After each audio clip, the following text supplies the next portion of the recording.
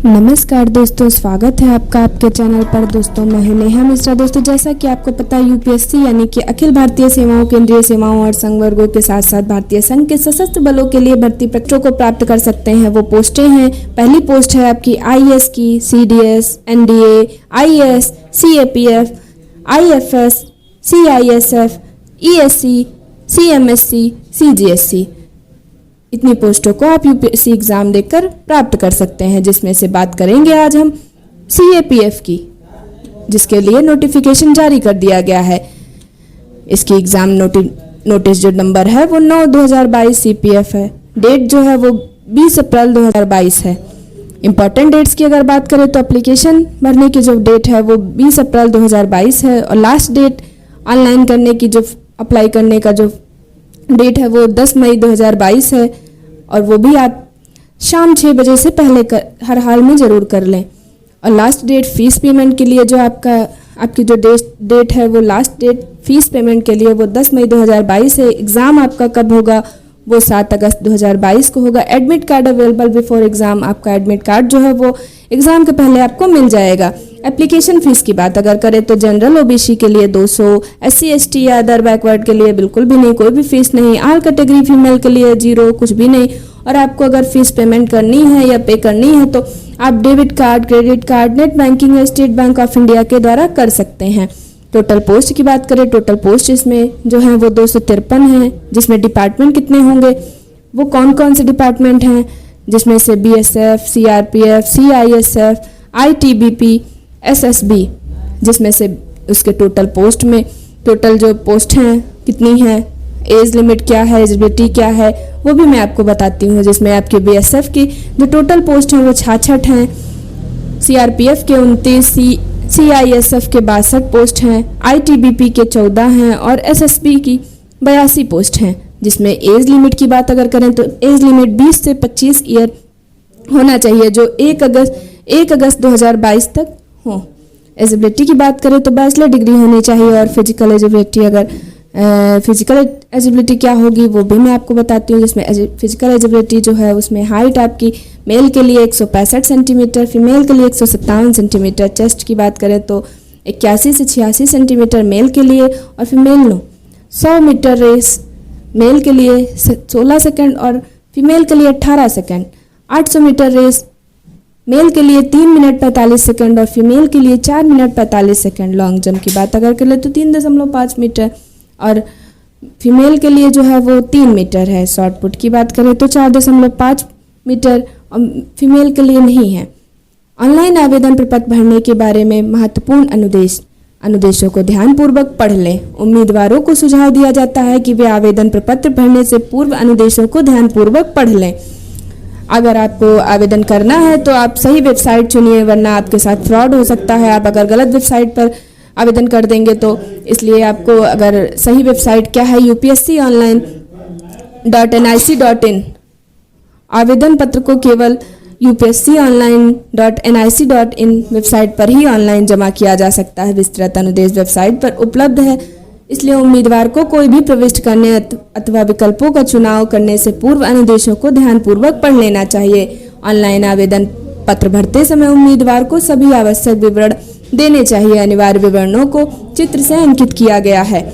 Online आवेदन पत्र 2 भागों में भरा जाता है, जिसमें पंजीकरण के भाग 1 में उम्मीदवार को सामान्य ज्ञान की जानकारी देनी होगी। विवरण प्रस्तुत करने पर उम्मीदवार से दिए गए विवरण की जांच करने और आवेदन में संशोधन यदि कोई हो करने के लिए कहा जाएगा। ऑनलाइन आवेदन जमा करने के बाद इसमें बदलाव की अनुमति नहीं है।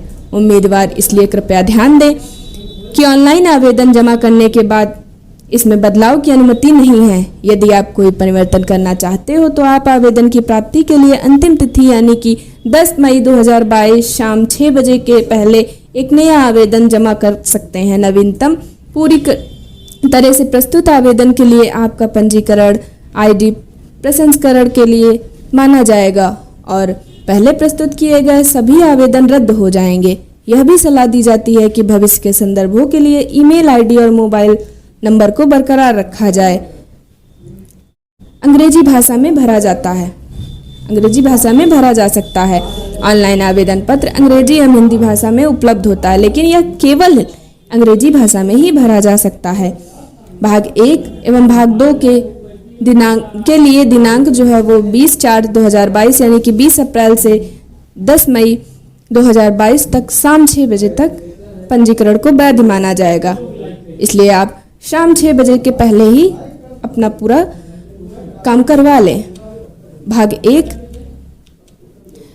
1 के लिए यहाँ पर क्लिक करें और आगे बढ़ें।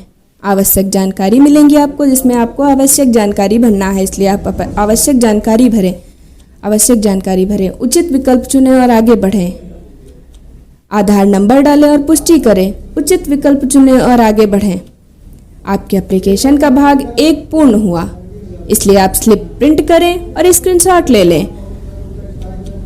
भाग 2, मानक के अनुरूप फोटो को रिसाइज कर लें। स्कैन की गई फोटोग्राफ जेपीजी प्रारूप में होनी चाहिए और पहले अपलोड होनी चाहिए। फाइल का डिजिटल आकार जो है वो 300 KB से अधिक नहीं होना चाहिए और 20 KB से कम भी नहीं होना चाहिए और रेजोल्यूशन 350 पिक्सल चौड़ाई गुणे 350 पिक्सल ऊंचाई, न्यूनतम 1000 पिक्सल चौड़ाई गुणे 1000 पिक्सल ऊंचाई अधिकतम तथा इमेज फाइल की बिट डेप्थ जो है वो 24 बिट ही होनी चाहिए। मानक के अनुरूप हस्ताक्षर को रिसाइज कर लें। स्कैन किए हुए हस्ताक्षर को जेपीजी प्रारूप में अपलोड करें। प्रत्येक फाइल का डिजिटल आकार 300 KB से अधिक नहीं होना चाहिए। ये मैंने अभी आपको बताया है। मानक के अनुरूप फोटो आईडी रिसाइज कर लें। स्कैन किए हुए फोटो आईडी को PDF प्रारूप में अपलोड करें। फाइल का डिजिटल आकार 300 KB से अधिक और 20 KB से कम भी नहीं होना चाहिए। भाग 2 के लिए यहाँ पर क्लिक करें और आगे बढ़ें। दस्तावेज अपलोड करें। मानक के अनुरूप फोटो व हस्ताक्षर अपलोड करने का सही तरीका जो है वही अपनाएं। गलत तरीका यानी कि जिसमें छोटी फोटो हो, लिखावट छोटी हो, उसे बिल्कुल मत अपनाइए, वो गलत तरीका है, इसलिए आप सही तरीके को ही अपनाएं। परीक्षा केंद्र चुनें। जब उम्मीदवार इस बात से संतुष्ट हो जाता या जाती है कि उसके द्वारा प्रदान की गई जानकारी सही क्रम में है और कोई संशोधन करने की आवश्यकता नहीं है, तो वह मैं सहमत हूँ बटन दबा सकता है या दबा सकती है। इसके बाद किसी भी प्रकार का संशोधन नहीं किया जा सकेगा। इसलिए पूरी तरह से संतुष्ट होने पर ही मैं सहमत हूँ बटन को दबाइए। यहाँ क्लिक करें। मैंने घोषणा को पढ़ लिया और सहमत हूँ यानी कि अंतिम रूप में जमा करें। इसलिए जब आप पूरी तरह से सहमत हो तभी यहाँ पर क्लिक करें। मैं सहमत हूँ बटन दबाए जाने पर एक प्रश्न के साथ पंजीकरण संख्या प्राप्त होगा। कृपया पंजीकरण संख्या नोट कर लें अथवा इस पृष्ठ का एक प्रिंट निकाल लें।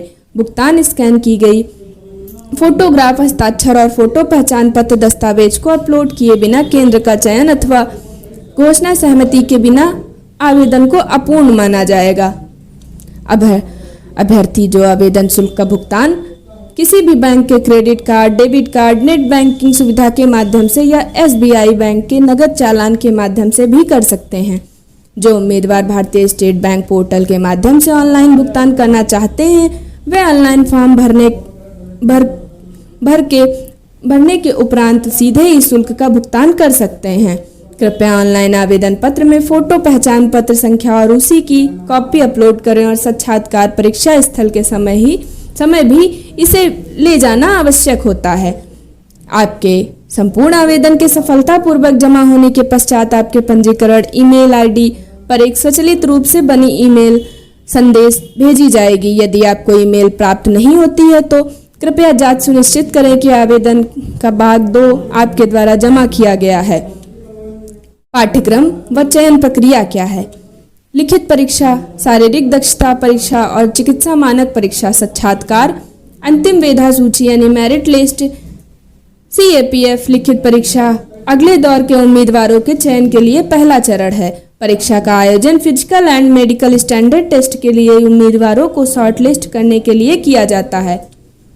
पार्टिकुलर यानी कि आपका इसमें पेपर फर्स्ट, पेपर सेकंड में क्या आएगा, क्या कैसे होगा ये भी देखिए, जिसमें आपके नंबर ऑफ क्वेश्चन पेपर 1 में 200, पेपर 2 में 6, टाइप ऑफ क्वेश्चन जिसमें MCQ और पेपर 2 में डिस्क्रिप्टिव, ड्यूरेशन क्या होगा जिसमें पेपर फर्स्ट में 2 घंटे और पेपर सेकंड में 3 घंटे। टोटल यूपीएससी सिलेबस क्या है? पेपर फर्स्ट के लिए जनरल मेंटल एबिलिटी, इस अनुभाग के तहत प्रश्नों को तार्किक तर्क, मात्रात्मक योग्यता सहित संख्यात्मक क्षमता और डेटा व्याख्या सहित आदि के परीक्षण के लिए डिजाइन किया जाएगा। सामान्य विज्ञान, इसके तहत प्रश्नों को सामान्य जागरूकता, वैज्ञानिक स्वभाव, वैज्ञानिक प्रौद्योगिकी, जैव प्रौद्योगिकी, पर्यावरण विज्ञान जैसे महत्व के नए क्षेत्रों सहित हर रोज अवलोकन की वैज्ञानिक घटनाओं की समझ आदि के परीक्षण के लिए डिजाइन किया जाएगा।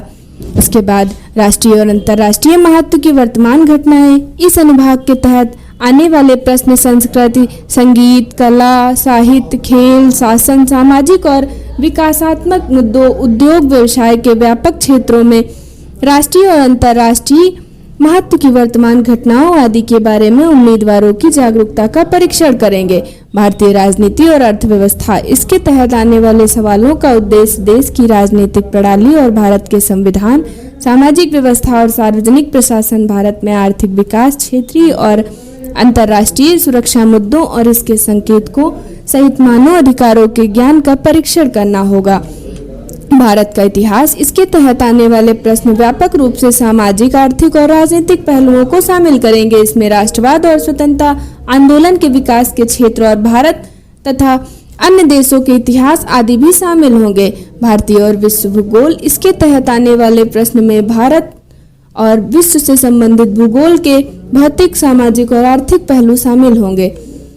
इसके बाद यूपीएससी सिलेबस जो है उसका पेपर सेकंड के बारे में, उसमें कौन सा सिलेबस आता है, जिसमें भाग 1 के लिए यानी भाग ए आधुनिक भारतीय इतिहास, स्वतंत्रता संग्राम, भूगोल, राजनीति, अर्थव्यवस्था, सुरक्षा, मानवाधिकार, विश्लेषणात्मक क्षमता, comparison, प्रेसी writing, communication and language skill, developing counter agreement, simple grammar, other aspect, साक्षात्कार, जिसमें उम्मीदवार जो लिखित शारीरिक और चिकित्सक तीनों परीक्षणों में सफल होते हैं, फिर उन्हें सीएपीएफ साक्षात्कार या व्यक्तित्व परीक्षण के लिए बुलाया जाएगा। साक्षात्कार 150 अंकों का होता है। जिन उम्मीदवार को साक्षात्कार के दौर के लिए शॉर्टलिस्ट किया जाएगा उन्हें अस्थायी रूप से विस्तृत आवेदन पत्र डीएफ भरने के लिए कहा जाएगा। डीएफ की मदद से यह पता चलता है कि बीएसएफ, सीआरपीएफ, आईटीबीपी और एसएसबी, सीआईएसएफ जैसे सशस्त्र बलों में चयनित उम्मीदवारों की प्राथमिकता क्या है। धन्यवाद। तो जैसा कि मैंने आपको अभी यूपीएससी की पूर्ण जानकारी दे दी है, जिसके तहत आप यूपीएससी की सीएपीएफ की परीक्षा का आवेदन करके परीक्षा को उत्तीर्ण कर सकते हैं। दोस्तों, चैनल को सब्सक्राइब करें, बेल आइकन को जरूर दबाएं। धन्यवाद।